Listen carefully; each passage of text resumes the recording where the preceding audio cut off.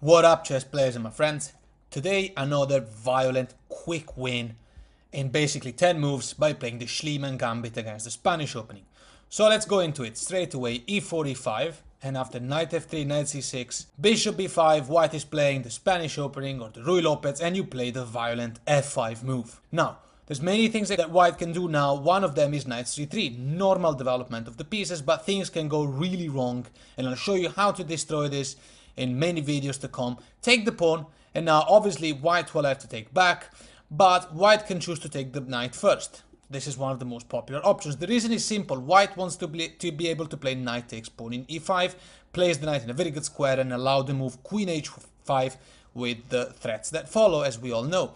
So let's go back a second, and now here after the bishop takes, we have to take back with the b pawn. This will allow us to play d pawn, d5, and get amazing centers. And when white does play knight takes e5, that's when the game is basically over. Queen to g5, this is a fork.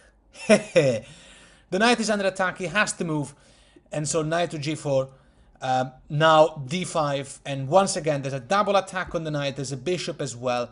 This knight cannot really go anywhere. Let's say knight to e3, it's the only square where the knight can go to, but then d4, that's a fork, we're winning a piece. If instead, well, the knight is defended, you just push it away, h5, the knight has to go, and now d4 wins a piece.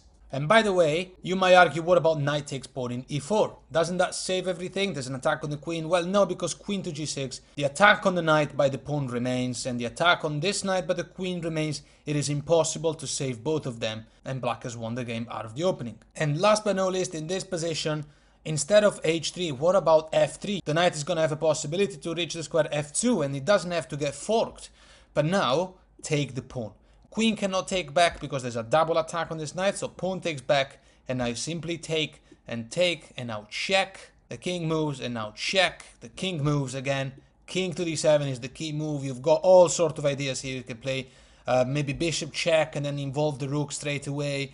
And the position is evaluated like -6 at this point. You figure out how to keep that white king dancing until it's checkmate.